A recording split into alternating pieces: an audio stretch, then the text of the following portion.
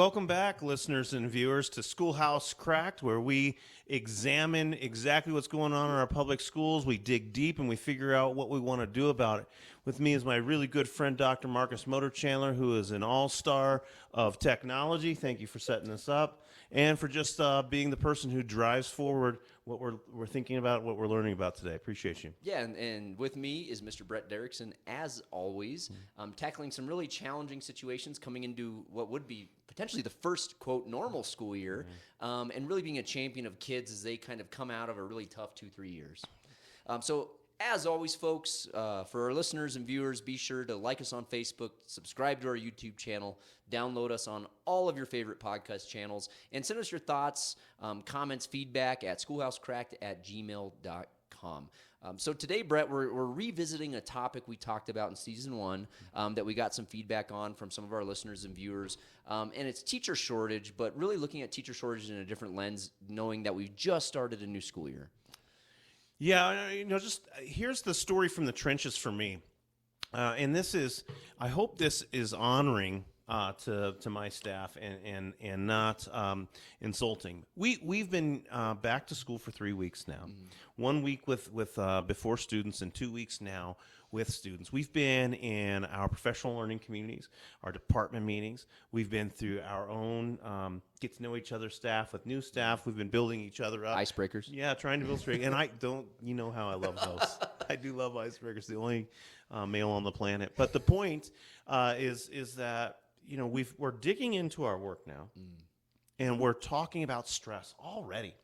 2 weeks in with kids, our teachers are really stressed about class sizes. It reminds me of those kind of my era of 2008 to 2013, where school funding and the economy really inflated our classrooms. We're back above those 30 marks and around those 30 marks and more. Our teachers are stressed with what we expect of them. We've really laid out a clear vision, and that clear vision is really, really centered on kids. It is tough work, and we know it's tough work.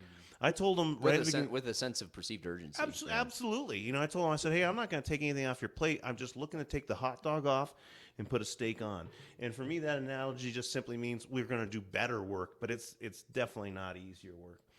With that being said, our teachers are frustrated. They're exhibiting high levels of stress, and it's starting to feel like people want to leave, like they're begging for breaks, and we're not even to Labor Day. That quickly. Yeah. That does remind me of that window back in 2008 to 13, 14. Yeah. And what we're living in right now is a situation where our principal was explaining to a group of our teachers, hey, listen, if we reduce your class sizes and we move these kids all over, he's trying to explain to them the shell game of where kids go, which is hard for teachers to understand. You can't put them in the basement. No, and that's not an insult. We had 35 new enrollees just yesterday. And which folks at home and teachers, when you're doing the math, typically 30 to 35 is the magic number for a new teacher, for a new FTE, and that's for a school. That's what we're hoping for, but at this point in time, here's the sad truth. Other schools in our district still haven't hired specific vacancies. Yeah.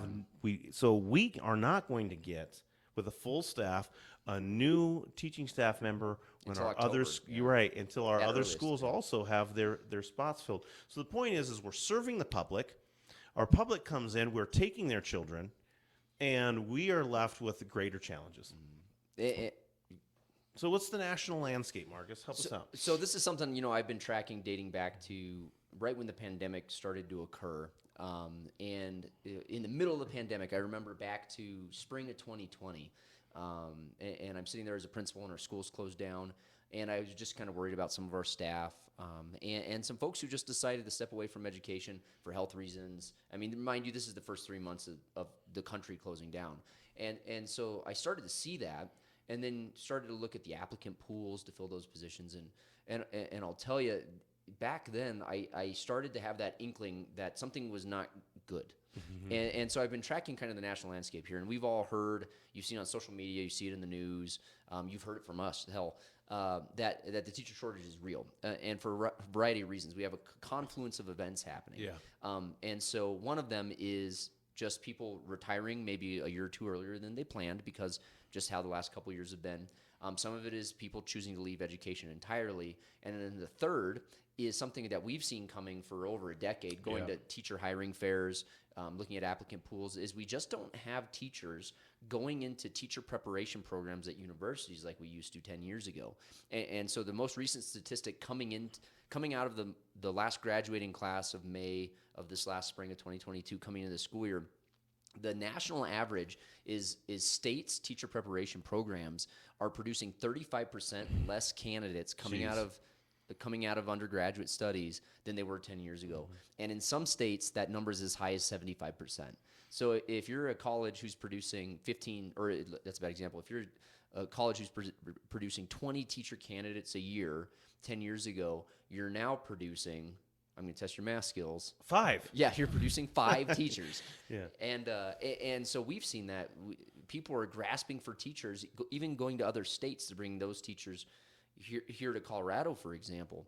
And those numbers, those confluence of events are really impacting what's happening, and then why you have vacant positions. And we talked about in season 1 just the sheer number of vacancies that exist now. Yeah. Some school districts, some moderate size, small or medium town communities, school districts still having 300 teaching positions posted. Yeah, there's first of all, if it seems like I didn't have a comment right there while you're going through that, it's because I was so proud of myself for getting the math right on 75. What's 25% of 20 people? If I had a medal, you would have actually earned that one. It wouldn't have been a participation. No, and if you don't mind, I'll just go ahead and pat myself on the back. But Brett was a history teacher. So here, what are the ramifications of that?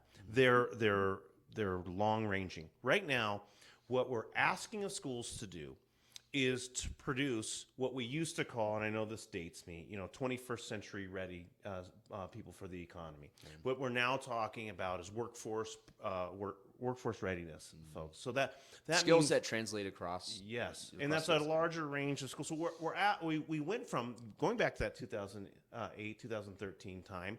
It was really sad because we cut some of those programs that we knew were enriching and valuable to kids.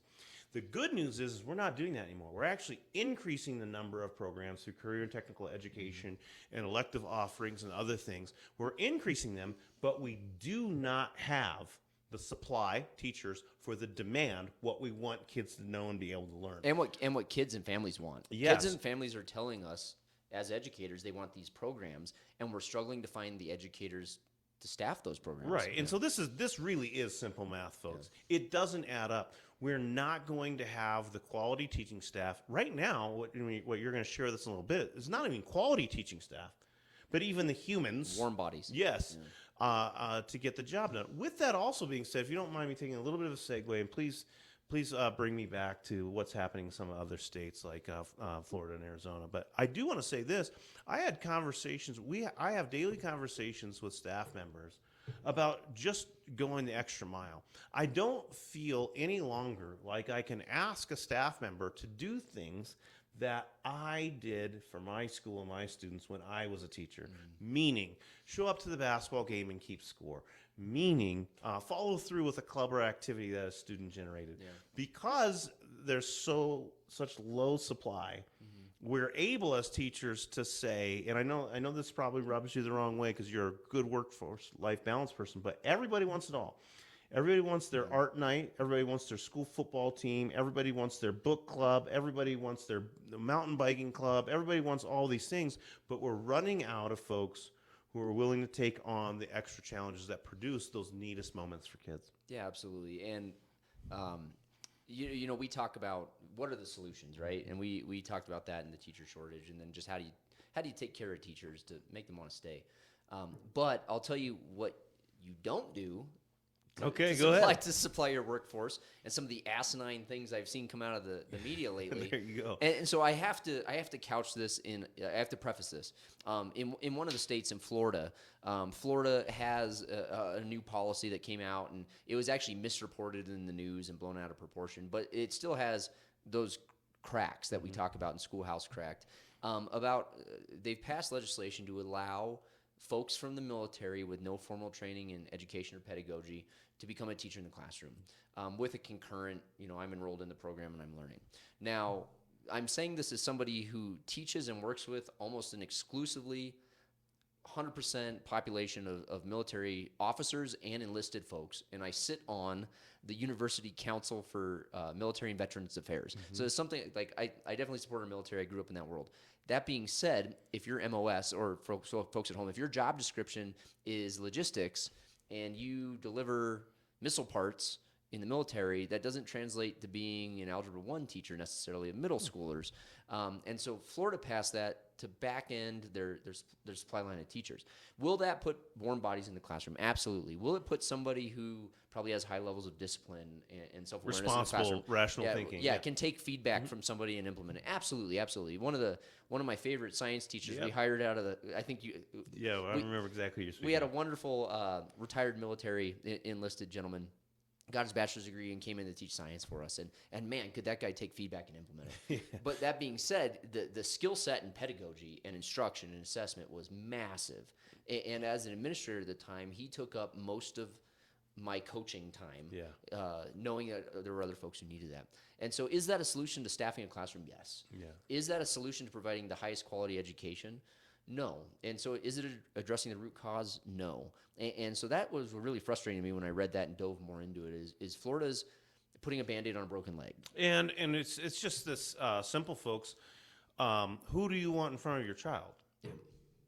And I'll let there be a pause there. Of course, in this case, we're talking about probably a smarter a better avenue for a temporary solution than others that see. Absolutely. I would definitely put that person in a classroom in front of a kid. Yeah. But what do I want that person being responsible for my student passing calculus and getting into the college of their choice? Thank you, Marcus. That's where I was going. I mean, I do, and I don't want to put down any other grades. It's just more easier to understand it when I say it like this. I've got a son who's in pre-calculus right now. So do I want somebody who's really thought and been trained in over time teaching in pre-calculus, or somebody who knows calculus coming in and figuring out the pedagogy, the building learning environment? How students learn that. Right, absolutely. You and I would be absolute ridiculous hypocrites right now if we had spent so many episodes talking about the nuances and richness of building relationships, culture, inspiring learning, and then all of a sudden we threw the bath out with the baby water and we're like, hey, anybody who's ever known a content area can teach it. That is a lie. Mm-hmm. And working in higher education, I see that all the time. And I had a wonderful conversation actually just yesterday with a colleague, and she's a professor of biology, but her track to being a professor of biology started in teaching biology in middle school, and then teaching biology in high school, and now being an instructor of biology in college, and then being a professor of biology. And what's really interesting about that is the level of instructional knowledge she's gained going through that process, as opposed to being a biology expert coming from a lab. Yeah. So do they have the same understanding of biology, microbiology? Absolutely. Do they have different ways of conveying that to a learner? Definitely. For sure. Yeah. Absolutely. I mean, this is what I'm getting after. I'm getting a little bit riled up, and I think I'm getting riled up because I'm frustrated. So, folks, I'm gonna pause the segment right now, and for folks just listening, you're not gonna be able to see this, but this is what Brett does to me when I'm riled up. It's called the soft touch. Yes, it is a soft touch. It's just a gentle touch of the elbow. It's very calming. Super soothing. All right, Thank so you. I just wanted to pause and maybe just. I think that's much better. I think clearly now. The point is that truly, we're not investing in education as a profession the way that we once have, and it's in the numbers. Men and women are not getting into education. We're looking to secondary avenues. Some of these alternative licensure programs were a good way to bring quality people through a process faster. They're now becoming the main artery to how we get people in front of our children, and that is not what we want to hire as educational leaders, and that's not what I want for my children. I do want people who are fired up about this profession. Fired up about the content and fired up about the profession. We talked about joy in learning in season 1, and a teacher who loves their content and knows it well and loves the job of teaching is exactly who you want in front of kids. And so we've been fortunate enough, you and I, over the years, to be able to hire and work with some really awesome alternative licensed teachers. So for folks at home, if you're not familiar, somebody who might have worked in engineering, maybe they were an aircraft engineer at Boeing, and then maybe they decided they want to try something different, so they came and taught engineering in a high school. And so you can find a good person who's super knowledgeable, and we can teach them how to teach, right? And if I've got somebody on my administrative roster who's like that, I can work with them. But when my entire administrative roster are people like that, you can't.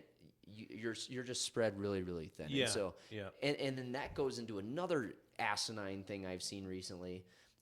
They're coming out of Arizona, and so the Arizona situation is dumbfounding to me. And again, it's a Band-Aid on a broken leg. Arizona's legislation and its policy now is that you can. If I give me a random profession, Brett. Random profession unrelated. Nursing. Okay, if I'm a nurse, I may be an excellent nurse, right? Hell, I might even have a master's degree in nursing. I might have wonderful client interaction, patient interactions. If I decided tomorrow I wanted to be a teacher, tomorrow I could be a teacher in a school. And the two caveats are I would have to simultaneously enroll in a teacher education program, and I'd have to have a teacher mentor. So if I decided tomorrow I wanted to do that, I could be hired and I could be credentialed by the state of Arizona. What is the typical process here, and you know this, is you spend 3.5 years learning how to teach, and then in your final semester of your 4th year, you do your student teaching placement because you have theory, you have knowledge, you have application, and now you're actually putting it into place under a master teacher in the classroom. We've just done a 180 on that, and we're putting somebody in the classroom and then teaching them as they go. So I'm sure there's some wonderful people in Arizona who are doing wonderful things with kids just because they're good people and they want to be there and they want to help. But I'm really curious to see what that first 3 weeks of instruction looks like. Yeah, absolutely. And here's what I'm curious about. I can't wait, and this is what's difficult about solving problems, is we're not going to know the magnitude of the problem, or what I predict to be the magnitude of the problem. For a couple of years. For at least 5 years and probably 10 years, until whether or not those folks who are being rushed in like refugees are actually have decided to either stay in or are capable of staying in, or if we've even changed our evaluation processes in order to keep people feeling like they're winning it in the classroom because we need them there.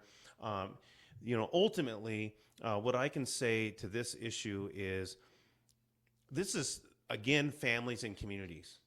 And here's what's the toughest part is if you live in a challenging community for any reason, whether it's urban or rural, whether maybe perhaps good labor-based jobs have been moved out to and reallocated and placed in another space, or they've been outsourced, across the world. The challenges are getting tougher and tougher for those places, those what we call the middle American, right, than they've ever been. And so now your whole mobility of your family that you've been working hard for is at jeopardy, because if we believe in the quality of education, then we ultimately believe that it leads to passion, it leads to choice, it leads to opportunity. And that is directly and has always been directly correlated to the quality of the instructor. Absolutely. And so now we have an instructor vacuum. We have a system that essentially devaluates those who are going to take traditional pathways. At this point in time, Marcus, I'll just simply say it. I've got a son that I think is really interested in teaching and coaching. As a matter of fact, he's a top 10 percenter. But at this point, I didn't know Tegan was interested in. Yeah, he's very interested, and he loves coaching, and he wants learning to be exciting again, and he's taking that on as a personal challenge. But here's the deal: I might just tell him, hey, go get your degree in whatever you're interested in. Yeah. Try that out first. And if that doesn't work out for you, now you can always jump into education. Well, and that's been kind of the blemish on public education for at least in the 20 years I've been in public ed is the comments from the community and the public, if you can't do, teach, or it's a fallback career. Yeah. And it seems like there are places who are setting up education to be a fallback career. And so then what's the solution? We always try to look into the cracks and see what the solution is. And so this is one of those macro solutions because it's I would say very culturally unique to the United States. Yeah. Both of us having worked and lived abroad and being educators abroad, the the level of respect and prominence and Reverence. and corresponding pay for educators in America does not match our colleagues in other countries. And so where do we jump in and then fix that, or where is the solution? Yeah, there are a number of possible solutions, but right now they do feel like they're in the clouds. If I don't mind saying that, it's like I'm empty here. I have this kind of policy-based idea that essentially combines, it really morphs the idea of a JROTC or an ROTC model, meaning you recruit elite people. You give them a free education. Which many countries and Western European countries are known to do. Right. Yeah. That you place them wherever the greatest amount of need is within the state. Into the placement, they get their college tuition paid. They get an allowance for housing, and this is on the taxpayer dollar. I'm straight up saying it. This is policy. This is on the taxpayer dollar. They get placed for 4 years wherever the greatest need is in the state. In our state, in Colorado, there's challenges on the western slope, just rural areas, the western slope and the eastern plains of Colorado. But the point is, we place them there because they are excellent. They're excellent at school. They're passionate. They're innovative. They have all the attributes of professions that we revere. And then after 4 years, they have 4 years of experience. They can stay there because they've met people and they've decided to settle down, or they can, at that point, they've done their service and they can relocate. But right now, what we're not even doing, we live here in an unbelievable place, and we still have teaching vacancies in our region in high-quality school districts left unhired. And if there's a problem here, then I'll just say it. If there's a problem on the mountaintop, then we got to worry about the valley. Yeah, absolutely. It's one of those things where when I think of how we solve this problem, the scale of the solution is so large it's overwhelming. Yeah. And so somebody who's in a school, in a classroom, or maybe in a school district, trying to solve that problem. And so this goes back to something we've talked about, and we have a good friend who's a principal, and we've always kind of been in the same mindset, is you hire good people. And if you hire good people, you can teach them how to teach. Yeah. When you need to teach everybody how to teach on day one, that's when it becomes overwhelming, and then you start to see the problem on the other side. Yeah. And that's where we're at. Can we just acknowledge we're there? Absolutely. It's not coming. We're there. And it was a slow-moving train. It reminds me of that scene in Austin Powers where the steamroller's coming, slow motion, and he's yelling at it to stop for like 10 minutes. We saw it coming. And so if I'm in an administrator chair or I'm hiring somebody, what's the solution? And this is one of those times, folks, like if it were me and I'm sitting in that chair, there's not a solution. It's, can I put somebody good in front of children? Yeah. And so I just beat the hell out of 2 legislative policies in 2 different states. That being said, if the people who are implementing those policies in the chairs of principals, assistant principals, department chairs are looking for good people to be good with kids, that's still a better solution than nothing. Yeah. It's just, where do we go from here? Yeah. And I'll just tell you, I'll just say this as a confession, and you know this as well. I have helped hire people on that values-based, I will look after you, I will care for you, I can bring you in, I can help you. And then I have let them down because of my inability to follow through on my mentorship and my leadership and the things I can do.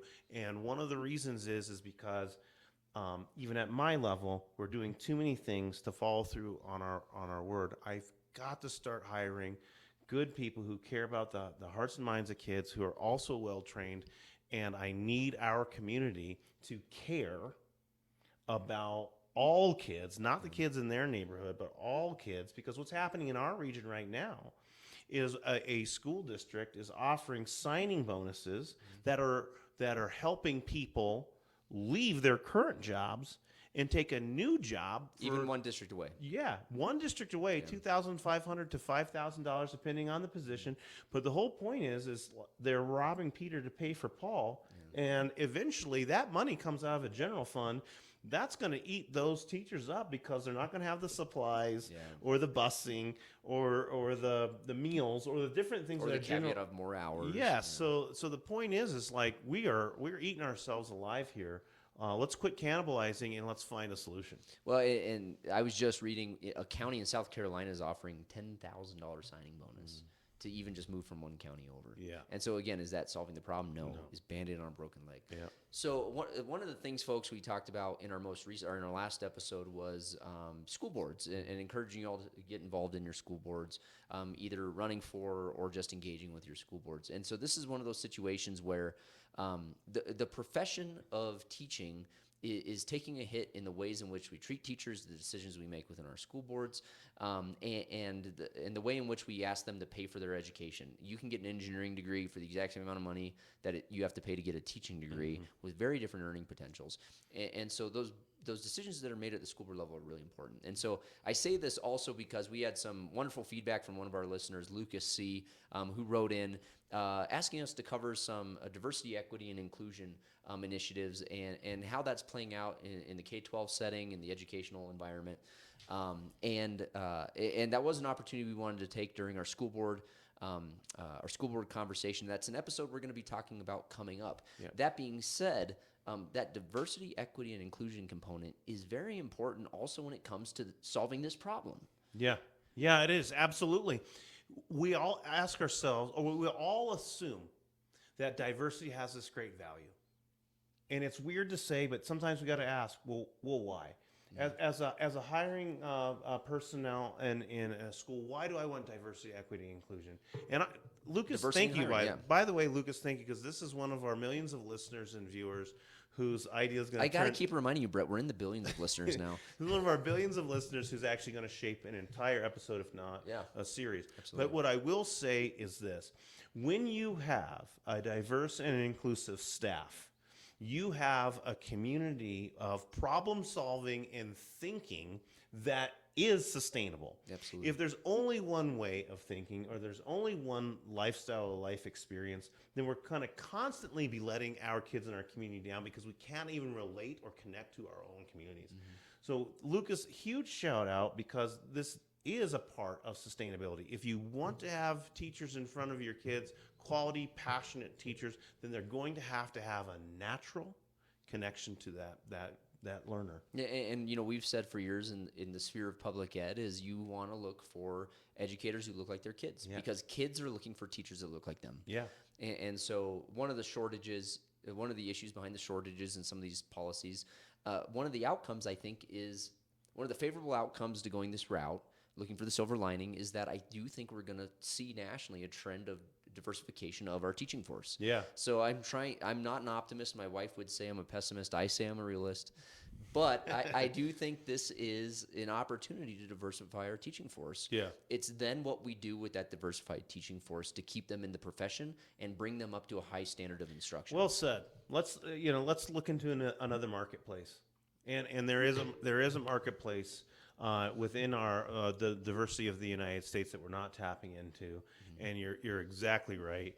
This is probably an uncharted territory where policy and ideas can come together and actually, turn a tragedy into an opportunity.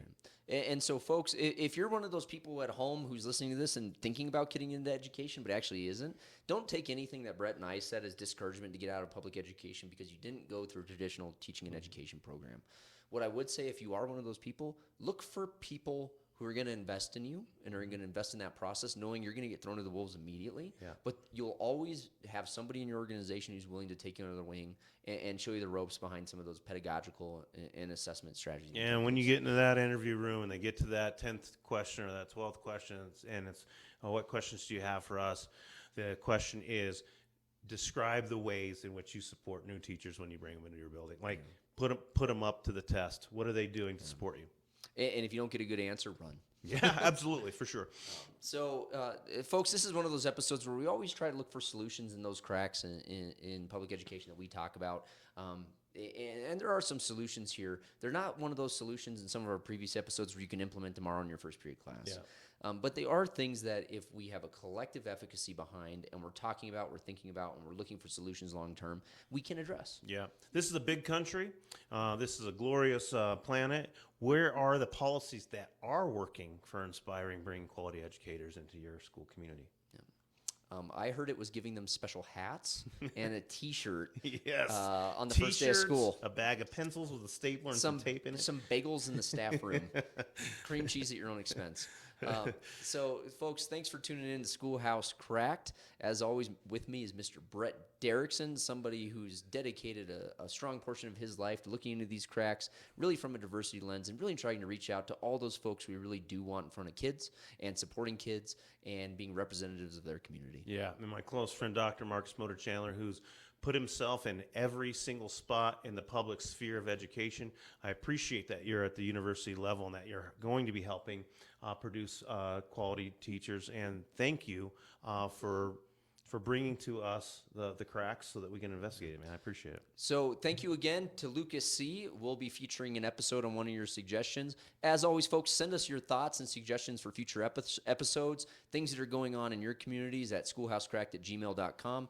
Like us on Facebook, subscribe to our YouTube channel, and download us on all your favorite podcasts.